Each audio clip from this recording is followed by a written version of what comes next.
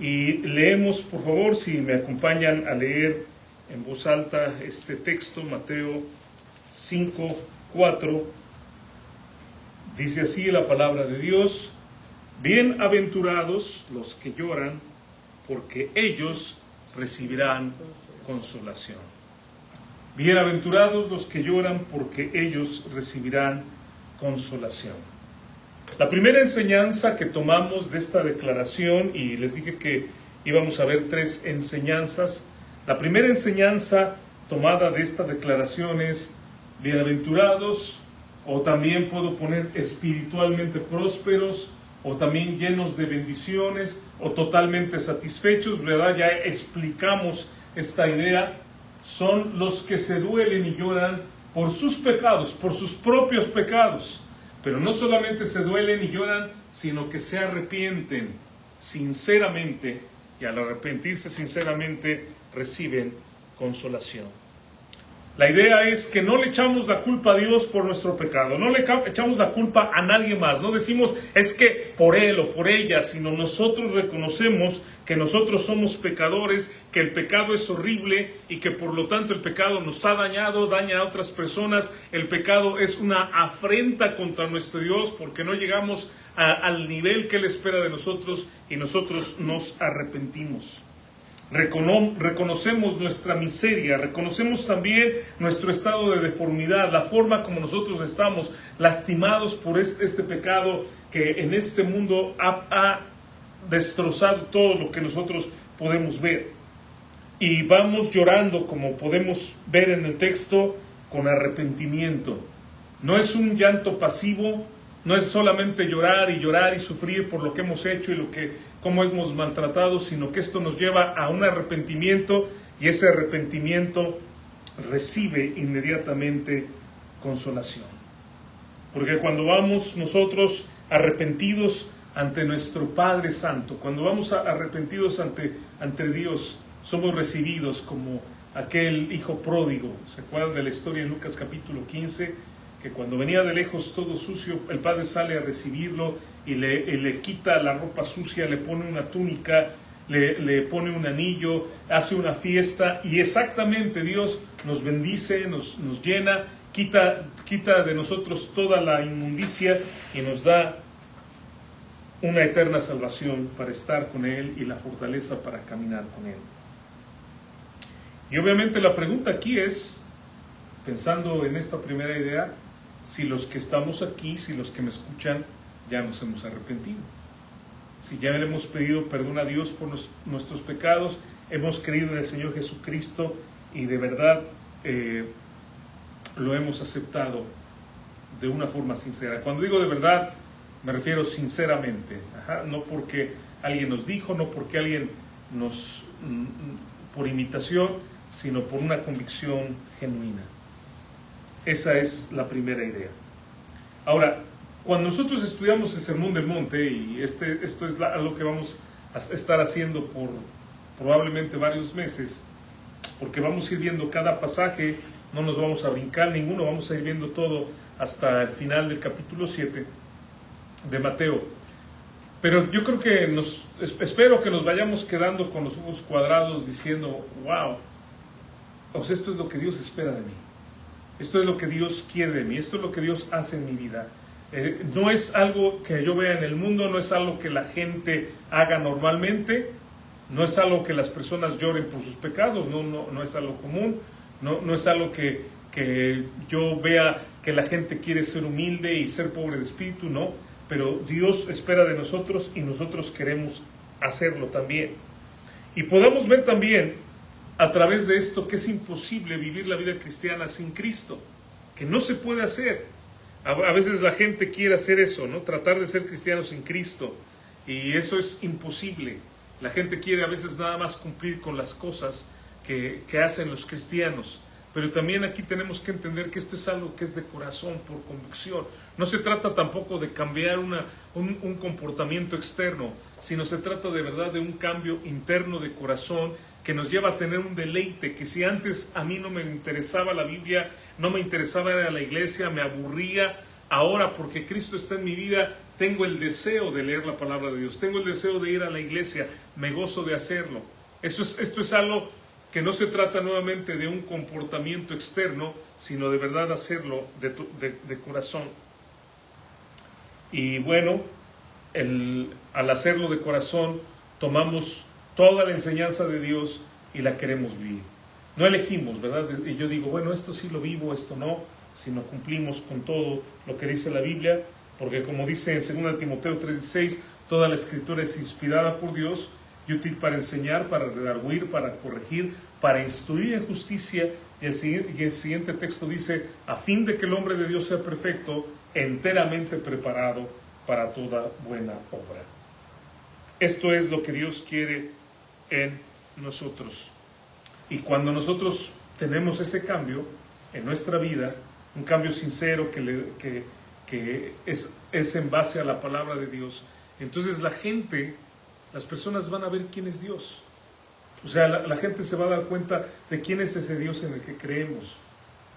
Y esto va a ser la alabanza a Dios. O sea, que la gente vea que es un Dios poderoso que nos puede transformar, que nos puede dar gozo, que nos puede ayudar en todo momento, y de esa manera podamos confiar en Él.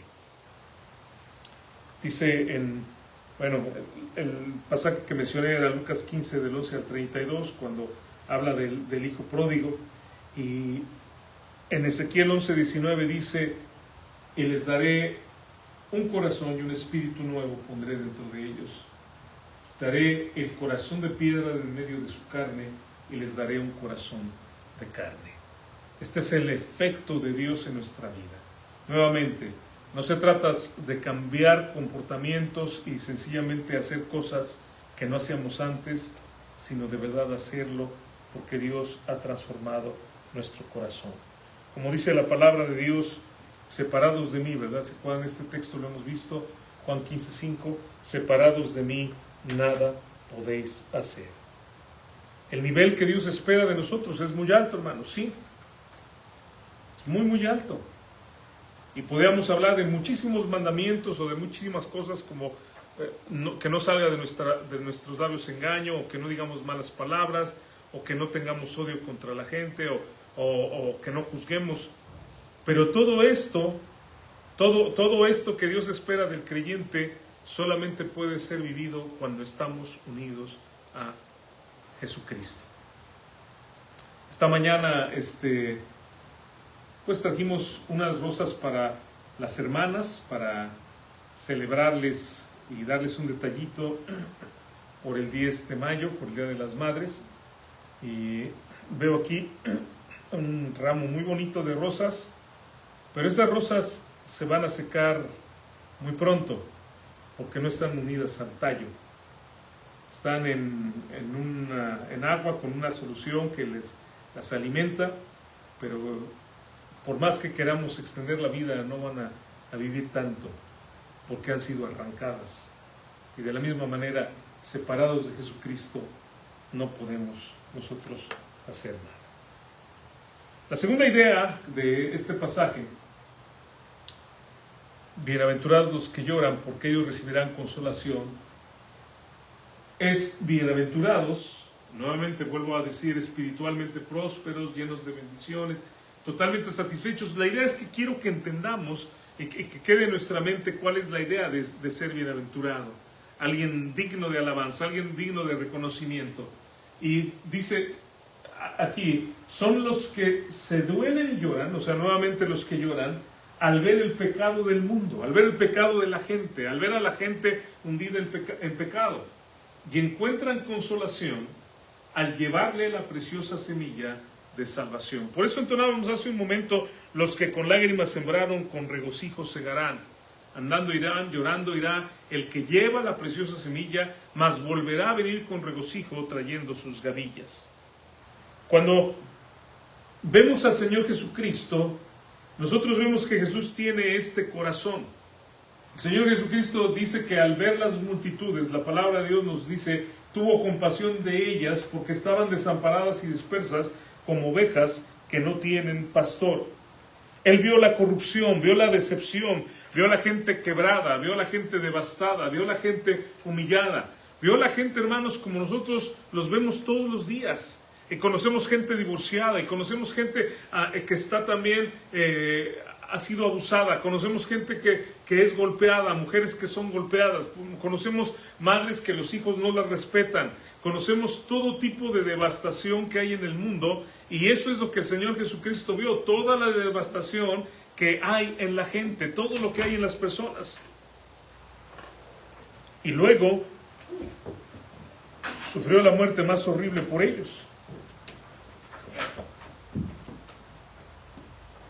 Sufrió la muerte más terrible. O sea, no solamente vio toda la maldad y todo lo que hay en las personas, pero nuestro Señor Jesucristo murió por ellos. Y entonces somos bienaventurados si en lugar de decir se lo merecen, pues están sufriendo por su culpa, y si sufren, pues es allá ellos, porque ellos se lo han buscado. Buscamos nosotros llevarles el mensaje para que sus vidas sean transformadas. ¿Se acuerdan que hablábamos la semana pasada del profeta Jonás? Que Jonás literalmente pensó, pues que se vayan al infierno, ¿no? Cuando Dios lo manda a Jonás a predicarle a Nínive, él dice, yo no quiero ir. Esa gente es perversa, adora al diablo, adora ídolos, esa gente hace cosas malas, entregan sus hijos a Satanás. Yo no voy a ir a predicarles. Si les va a caer fuego del cielo, si Dios los quiere acabar, qué bueno, se lo merecen. Y pienso que a veces nosotros podemos pensar igual. Ese violador, y sale en la televisión, ¿no?, que violó niños, y podemos decir que esa persona la metan a la cárcel, que esa persona también lo mutilen, y que esa persona, después de que sufra y lo golpeen, y allá dentro de la cárcel lo violen todos los presos, entonces que lo vayan cortando en pedacitos, ¿no? Y en nuestra mente empezamos a pensar, eso merece esa persona. Pero lo que el Señor Jesucristo hace es lo contrario. Él dice, esa gente merece a Cristo, merece salvación. Y es ahí donde, ¿cómo decirles?, nos damos un golpe de frente contra el Evangelio, porque mi deseo, mi carne es que esa persona sea castigada hasta lo más vil que pueda ser, ¿no?, reducida a nada. Pero el Señor lo que quiere es que esa persona sea salva. Ahora quiero decirles que ha habido gente que ha hecho cosas horribles, que han encontrado a Cristo en la cárcel. El famoso carnicero de Milwaukee, un hombre que mataba gente y la mutilaba y la tenía sus pedazos de su carne en el refrigerador, se los comía. ¿Y qué pensamos para alguien así? No, pues ojalá que le den la eutanasia o algo así. Bueno, fue condenado a muerte, sí, pero ese hombre en la cárcel conoció de Cristo. Entonces, aún la gente más perversa necesita el mensaje de Cristo. Y eso es lo que nosotros encontramos en la palabra de Dios. Toda esa gente que ha hecho cosas horribles merece a Cristo. Bueno, no, espérenme, no merece a Cristo. Merece la oportunidad de escuchar de Cristo porque Jesucristo le ama a pesar de eso. Merece la muerte, merece la muerte. Y fíjense, hermanas, yo pienso en esto, ¿verdad? Lo que estoy diciendo yo sé que es algo difícil porque cuando alguien nos ha hecho daño, y todas ustedes, ¿verdad? O sea, todos nosotros hemos sufrido por alguna persona. Alguien nos ha maltratado, alguien nos ha engañado, alguien nos ha hecho cosas indecibles, ¿no? Y nosotros quisiéramos que esa persona fuera castigada. Y la realidad es que lo merece, ¿no? O sea, yo no puedo decir no lo merece, lo merece. Y que caiga todo el rigor contra esa persona y nosotros inclusive quisiéramos que todavía lo castigaran más, con más daño que el daño que nos hizo a nosotros. Pero es aquí donde es sorprendente lo que hace Jesucristo, porque vean este texto en Romanos 5:8. Vean este versículo. Dice el texto, mas Dios muestra su amor para con nosotros. Y entonces nos lleva a un punto, de verdad, un punto muy crítico, porque dice, en que siendo aún pecadores, Cristo murió por nosotros. Probablemente ustedes no sepan nada de los musulmanes, Probablemente nunca han escuchado pero acerca de lo que ellos creen, pero ellos creen en un Dios que le llaman Alá y dicen que es el mismo Dios de la Biblia. Tal vez su concepción del Dios de la Biblia es completamente errónea y realmente le llaman Alá, le llaman de otra manera. Pero ¿saben lo que ellos creen? Ellos creen que Alá solamente te puede amar si tú lo amas y si tú lo buscas. Pero si tú no lo buscas y tú no lo amas, entonces Él te va a destruir y Él además es tu enemigo que te va a hacer la vida imposible. Ellos no pueden creer, o ellos no creen en un Dios que te ame siendo tú malo, siendo tú pecador. Pero el Dios de la Biblia, Jehová, Adonai, Hashem, no sé el nombre que nosotros veamos en la Biblia, el Shaddai, dice en que siendo aún pecadores. O sea, Dios nos dijo, ¿sabes qué? Límpiate un poquito. ¿Quieres venir delante de mí? Lávate un poquito, ¿verdad? Báñate un poquito. Ponte guapo para estar en mi presencia. Veo esta mañana muy bien, ¿verdad? Muy arreglados para la reunión. Y qué bueno, ¿no? Porque decimos, vamos a una reunión, vamos a ir a la presencia de Dios, ¿no? Pero Dios, hermanos, nos ama a pesar de lo que somos. Siendo aún pecadores, estando en esa condición de condenación, Cristo murió por nosotros. A pesar de estar sucios con pecado, a pesar, puedo pensar, de estar llenos de lepra, a pesar de nuestro olor pestilente a pecado, a pesar de ser horribles, de estar contaminados, de ser aborrecedores y aborrecibles, haciendo todo lo malo, el Señor nos amó. Y eso es lo que Dios quiere que hagamos, que vayamos a la gente y le compartamos la palabra de Dios, aunque a lo mejor nuestra carne no quiere hacerlo, porque decimos, esa gente es muy perversa.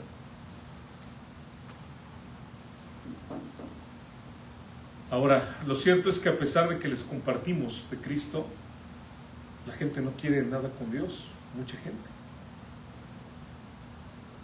Para mí es muy interesante que cuando Jonás finalmente va y les predica a los de Nínive, el mensaje de Jonás no fue de arrepentimiento. Miren, abran sus Biblias en el libro de Jonás, porque vamos a leer al ratito un poquito más, pero Jonás capítulo 3, donde nos relata esto, y en el versículo 4, este es el mensaje que predicó Jonás. Jonás capítulo 3, versículo 4, Jonás predicó, de aquí a 40 días, Nínive será destruida. Jonás no dijo, arrepiéntanse. Jonás no dijo, Dios les ama. Quiero que piensen esto. Nosotros vamos y le compartimos a la gente de Cristo y le decimos, usted es pecador, pero le tengo una noticia maravillosa. Jesucristo le ama a pesar de ser pecador y Él quiere que usted lo conozca, lo acepte, se arrepienta. Y si usted se arrepiente y cree en Jesucristo, usted tiene la vida eterna. ¿Ese fue el mensaje de Jonás? No. Jonás les dijo así, de aquí a 40 días Nínive será destruida. ¿Sabe qué me dice esto? Que Jonás todavía cuando va a predicar, él quería que fueran destruidos. O sea, él va y les predica, pero esperando, Dios, que ellos no se arrepientan porque quiero que sean destruidas. Cuando yo veo este mensaje de Jonás, puedo decir en términos humanos, si me permiten, que creo que Jonás ha sido el predicador más exitoso, nuevamente desde la óptica humana, el predicador más exitoso que ha existido. Ahora les voy a decir por qué. Estamos en el versículo 4, ¿verdad? Ahora vean, vamos a leer del versículo 5 en adelante lo que sucede. Y los hombres de Nínive creyeron a Dios y proclamaron ayuno y se vistieron de cilicio desde el mayor, dice, hasta el menor de ellos. Y llegó la noticia hasta el rey de Nínive, y se levantó de su silla y se despojó su vestido y se cubrió de cilicio y se sentó sobre ceniza e hizo proclamar y anunciar en Nínive por mandato del rey de sus grandes, diciendo, hombres, ahora vean esto, animales, ¿qué? Bueyes y ovejas, no gusten de cosa alguna. O sea, ayunó el pueblo, pero pusieron en ayuno también a los animales. ¿Se dan cuenta? No se les dé alimento ni beban agua. Versículo 8, sino cúbranse de cilicio hombres y animales, y clamen a Dios fuertemente, y conviértase cada uno de su mal camino, de la rapiña que hay en sus manos. ¿Quién sabe si se volverá y se arrepentirá Dios, y se apartará del ardor de su ira, y no pereceremos? Y vio Dios lo que hicieron, que se convirtieron de su mal camino, y se arrepintió del mal que había dicho que les haría, y no lo hizo. Vean ustedes lo que sucede con este pueblo. Por eso digo, creo que no hay otro predicador más exitoso que él. Va Jonás y les da este mensaje, y todo el pueblo se arrepiente. Todas las personas en el pueblo se arrepienten, y no solamente ellos, sino ponen también a los animales en una situación de arrepentimiento, de ayuno, con cilicio, de mortificación, como diciendo, de verdad nosotros nos hemos arrepentido. Ahora, ¿cómo sé que el arrepentimiento de ellos fue genuino? Porque Dios lo vio, y Dios conoce los corazones, y Dios los perdona.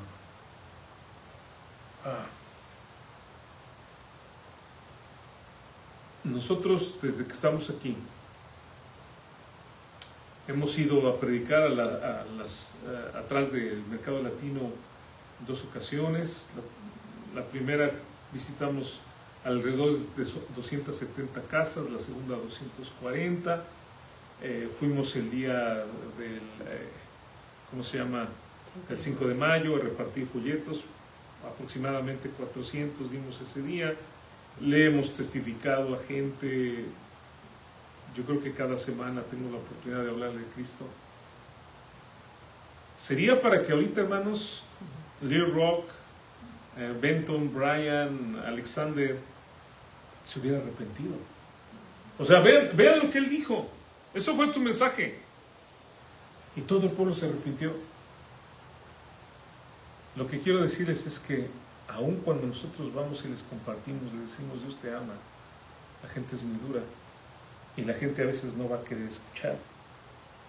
Por eso dice la Biblia, precisamente lo que cantábamos hace un momento, irá andando y llorando el que lleva la preciosa semilla. Porque la gente prefiere otras cosas, o prefiere dejar las cosas de Dios para otro momento. Ya te escucharé después, ¿no? Como le dijeron a Pablo, ya te oiremos en otra ocasión, ahorita no tenemos tiempo, estamos muy ocupados, necesitamos trabajar y sí lo necesitamos, pero necesitamos entender que hay un tiempo para Dios, que necesitamos dedicar un tiempo para Dios, que nosotros necesitamos a Dios, pero que la gente no quiere cambiar, la gente no quiere escuchar. Ahora, podrían preguntarme también en este momento, ¿y entonces para qué les predicamos, no? O sea, si la gente no nos escucha, ¿para qué entonces vamos y les hablamos de Cristo? Hermano, ¿para qué hacemos todo ese trabajo? ¿Para qué gastamos todo ese dinero imprimiendo folletos y llevándolos a la gente, comprando folletos, y luego todavía les regalamos Biblias y Nuevos Testamentos y lo que podemos? ¿Para qué se hace todo ese gasto? ¿Para qué estamos preparando un lugar donde nos vamos a ir a cambiar, verdad? Y vamos a trabajar, y trabajamos el día de ayer y el próximo sábado vamos a trabajar otra vez para dejarlo bonito. Y puede decir, hermano, ¿para qué? No tiene caso. Es una pérdida de dinero, de esfuerzo, de tiempo. Pero no, hermanos. ¿Saben por qué? Porque predicamos para darle la gloria a Dios. Predicamos, hermanos, para que el Señor sea exaltado. ¿Y saben cómo es exaltado? Cuando nosotros contamos lo que Él es y lo que Él hace por nosotros. Por eso llevamos el mensaje. Predicamos también para darle a la gente una oportunidad genuina de arrepentirse. De tal manera que la gente no va a decir, es que nadie me dijo. ¿Escucha lo que digo? Cuando yo le comparto a alguien de Cristo, a lo mejor me va a ignorar y a lo mejor hasta me va a desear lo peor por haberle interrumpido su día. Pero yo le estoy dando a esa gente la oportunidad de arrepentirse de sus pecados.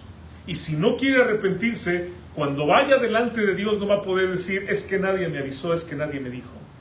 Dios le va a decir, no, acuérdate que ese día Yulisa te compartió. Acuérdate que Elisa te habló de Cristo. Acuérdate que Irma estaba ahí compartiéndote todos los lunes que te veía y no quisiste escuchar. Por eso nosotros predicamos de Cristo, vale la pena hacerlo. Cuando nosotros pensamos en Jonás y les digo una frase y con eso todo el pueblo se convierte, quiero también que ustedes entiendan, hermanos, que en la Biblia tenemos también otro hombre, profeta igual que Jonás, que se llamó Jeremías. Y Jeremías predicó por 40 años. Jeremías predicó un mensaje, y mensajes tenemos el libro de Jeremías, donde él predicó y predicó y predicó por 40 años. Jonás predicó una sola frase en solamente un momento y se arrepintió todo ese pueblo. Ahora, déjenme preguntarles, ¿cuánta gente creen ustedes que se arrepintió durante esos 40 años que predicó Jeremías?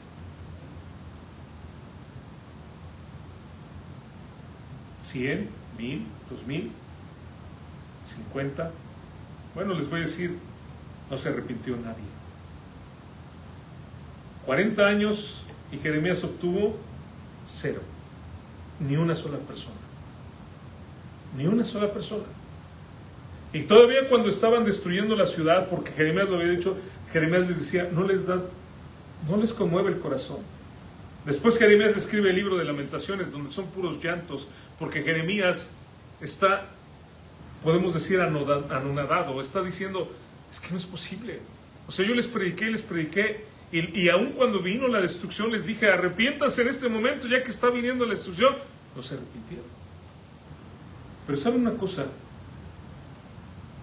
No es menos importante el mensaje de Jeremías que el de Jonás, ni es menos profeta uno que el otro, porque Jeremías cumplió su trabajo, y Jeremías le dio la gloria a Dios por 40 años, y Jeremías dice, tú me has seducido, Dios, porque llegó el momento que yo ya no quería predicar tu mensaje, pero había un fuego dentro de mí que me impulsaba a seguir hablando de ti. ¿Sí? Imagínense, o sea, es muy fácil decirlo, ¿no, hermanos? Cuando tú le hablas a una persona y le hablas 2 veces y después de 10 veces a lo mejor ya la onceava dices, no, pues ya le dije, ¿para qué le sigo diciendo? Pero hermanos, nuevamente lo hacemos para darle la gloria a Dios, porque Él es digno, y para darle a la gente la oportunidad de arrepentirse. Entonces somos bienaventurados cuando nosotros vamos y le compartimos a la gente, a pesar de que no quiere nada con Dios. Hay un hermano, bueno, tiene mucho que no lo veo, pero este hermano decía, no, pastor, dice, él decía, no, pastor, usted le da la medicina y la escupen. Y a veces sí parece, ¿no? ¿Les ha pasado, mamás? Que le dan la medicina al niño y la escupe, ¿no? Y otra vez, ay, y luego no es barata, a lo mejor si el niño está muy mal es una medicina muy cara y a lo mejor no podemos tener que nos den más, ¿no? De esa medicina, porque hay dosis que son contadas, ¿no? Y se la damos y el niño la escupe, no le entiende, no sabe amargo, yo no quiero eso, no sabe que es para su bien. Pues así, hermanos, es a veces como nosotros vamos a la gente.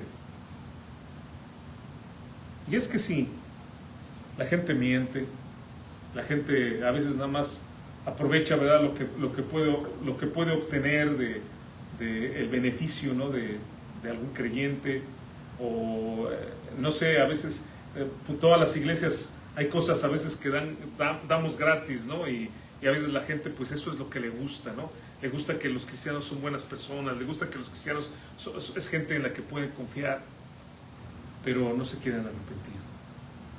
Y esa es la verdad. Juan 3:19 dice, esta es la condenación. ¿Cuál?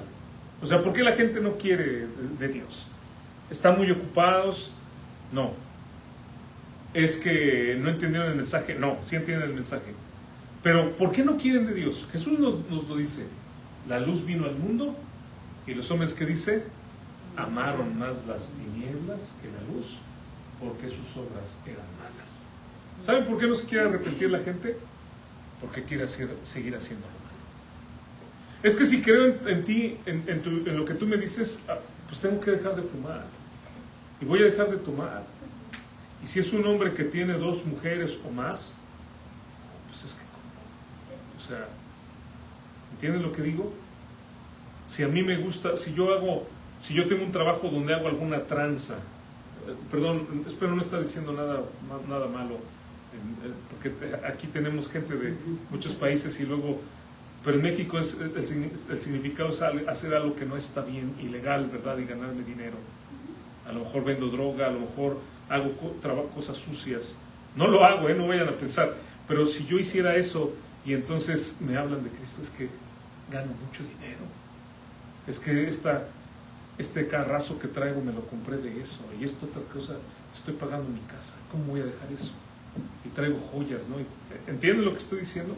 Entonces, a veces no es, o bueno, realmente lo que el Señor nos dice, no es tanto que la gente no entendió, es que no quiere dejar su pecado. Como quiere seguir haciendo su pecado, viene la luz y nos ocultamos, ¿no? Nos hacemos a un lado porque no queremos, porque amamos nuestro pecado. Pero aún así, hermanos, vamos a seguir compartiendo de Cristo. En Lucas 19, del 41 al 44, solamente les comento, es el pasaje donde Jesucristo llora por Jerusalén. Es el pasaje donde Jesús llora y dice, si supieras que tu hora vino, si hubieras conocido a quien vino a visitarte. Piensen en esto. El miércoles estudiábamos, ¿verdad?, que el nombre Jehová realmente significa yo soy el que he sido, yo soy el que soy y yo soy el que seré. Jehová significa yo soy el que voy a venir a ser. Es una promesa de Dios diciéndole al pueblo, un día pueblo, escúchame esto, yo voy a habitar entre ustedes. Un día yo me voy a hacer humano y voy a caminar entre ustedes y voy a vivir entre ustedes. Y ese día llegó cuando llegó Jesucristo. Y Jesucristo anduvo alrededor de la gente vio sus milagros. ¿Qué daríamos, hermanos, por estar ahí, ¿no? Cuando el Señor convirtió el agua en vino, por ejemplo, o cuando el Señor alimentó a más de 5,000 personas. ¿Qué daría yo, hermanos, por ver cómo hicieron el hoyo en el techo y bajaron a ese hombre que era paralítico, y cuando Jesucristo le dice, tus pecados te son perdonados, y después le dice, levántate, toma tu lecho y anda, y el hombre lo hace. La gente lo vio, la gente escuchó sus palabras. Al final de Mateo capítulo 7, dice el pasaje, lo leíamos cuando iniciamos esta serie, dice el pasaje, y la gente se maravillaba porque les hablaba con autoridad, no como los escribas, no como los fariseos. Pero aún así, no creyeron en él. ¿Qué? ¿Sí? ¿No creyeron en él? Yo creo que no ha existido un predicador más grande que el Señor Jesucristo. Pero en un sentido humano, y espero que no me malinterpreten, podríamos pensar, bueno, pues fue el peor fracaso. No me malinterpreten, ¿ok? Estoy hablando de un sentido humano, porque lo están alabando un día y el siguiente día ya lo están matando. ¿Qué? Espérame, o sea, pero si no, él dijo, este es el sermón del monte, que es lo más precioso, el mensaje más hermoso que encontramos. No fue el mensaje de Jonás, ¿no? En 40 días van a ser destruidos, ¿no? Pero porque la gente, hermanos, ama su pecado. Y Jesús lloró. Y lloró por ellos y dijo, si conocieran que este era tu día, o sea, hoy era la oportunidad, porque esto ya no va a haber. Así es. La gente no entiende.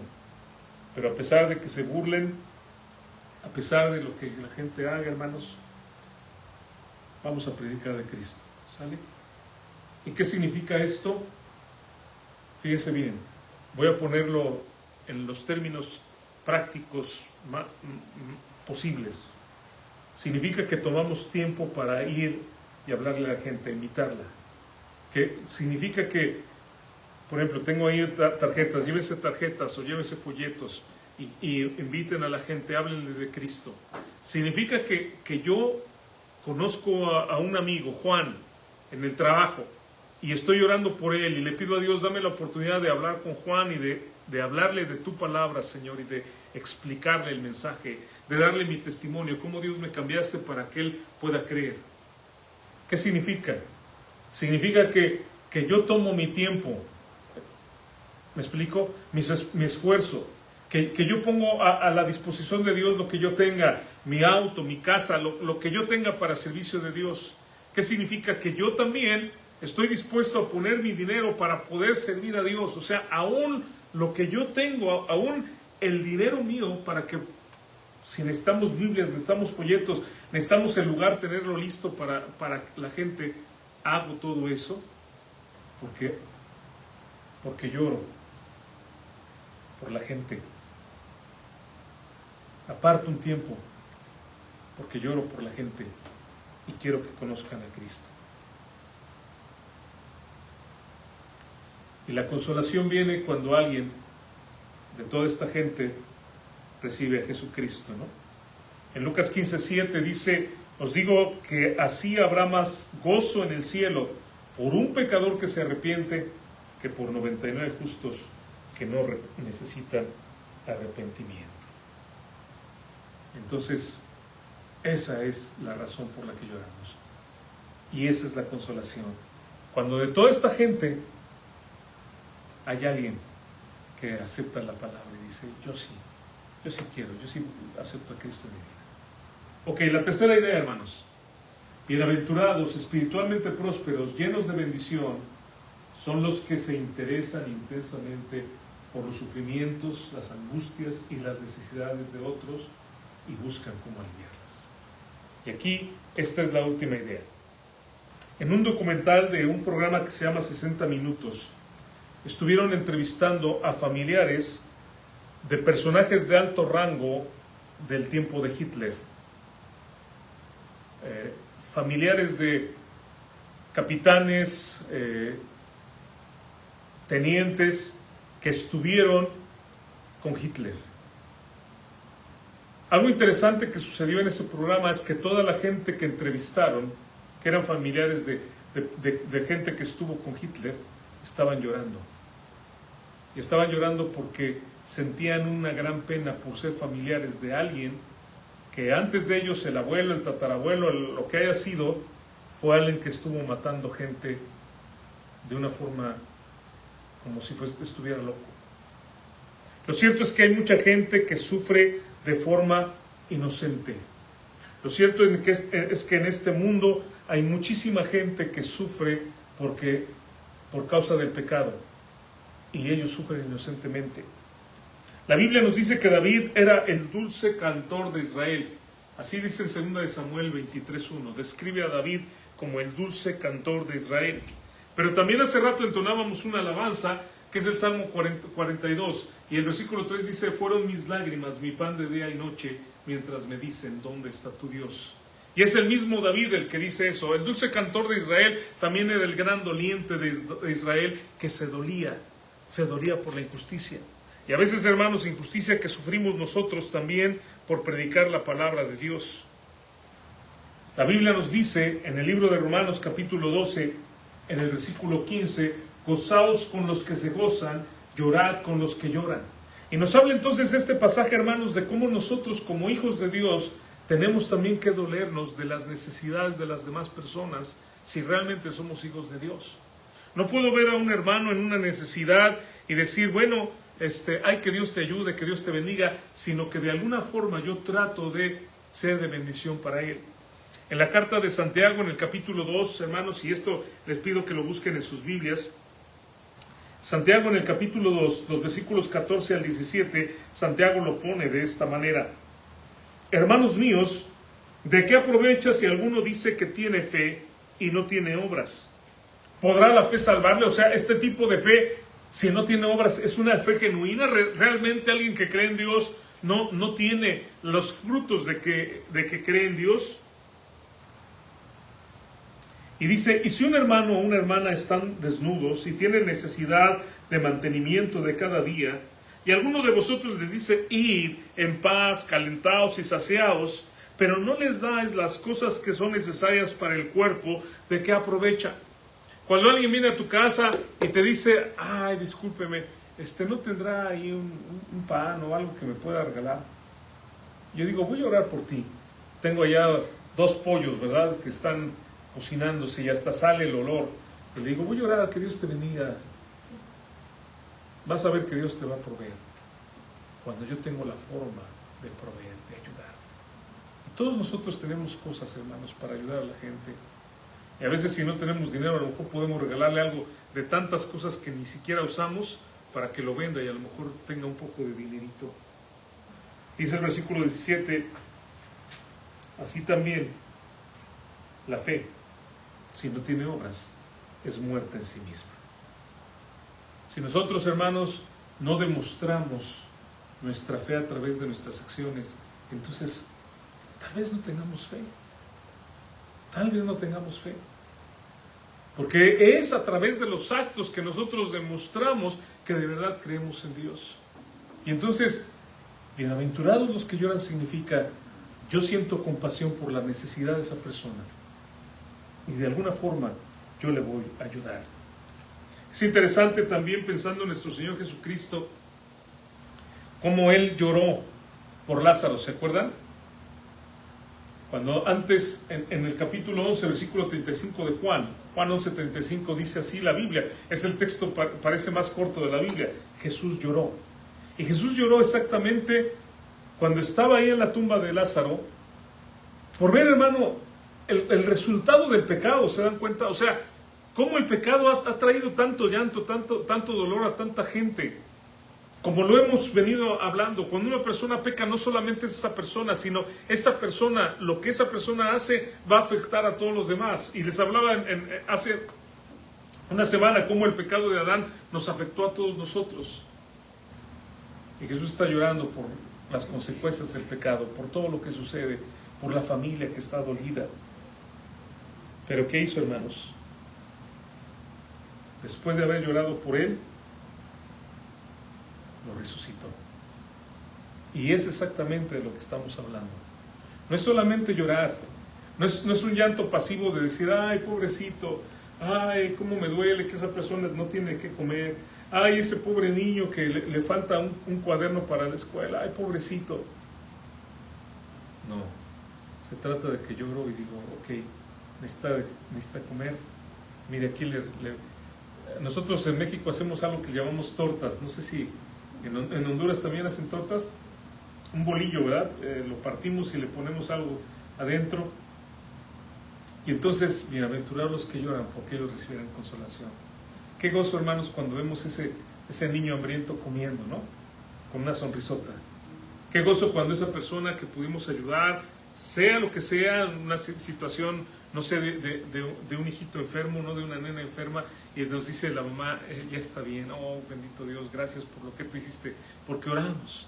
¿Entienden? O sea, hacemos algo, oramos, ayudamos económicamente, vemos los contactos que pueden ayudar, vemos los recursos para poder ayudar a la persona. Ese es el punto. No solamente lloramos, sino buscamos una solución. Así que termino. Nuestro texto, Mateo 5:4, bienaventurados, lo leen conmigo en voz alta, dice, bienaventurados los que lloran, porque ellos recibirán consolación. Así que 3 cosas. La primera, ¿nos hemos arrepentido ya de nuestros pecados? Si no lo hemos hecho, es el momento de hacerlo, de creer en Cristo, de llorar por nuestros pecados y arrepentirnos. La segunda cosa, le estamos predicando a la gente de Cristo, lloramos por el pecado del mundo, y si no, vamos a hacerlo. Vamos a hablarle a la gente, vamos a invitar a la gente, vamos a salir de nuestra concha de protección, no vamos a salir de nuestro escudo donde no queremos hablar con los demás, y vamos a decirles, mira, Jesucristo te ama a pesar de tu pecado. Y número 3, hermanos, si alguien está en necesidad, vamos a ayudarle. Si alguien está sufriendo, vamos de alguna forma a orar, a ayudarle. Y aún, ¿verdad?, con nuestros bienes materiales, poder bendecir a otros.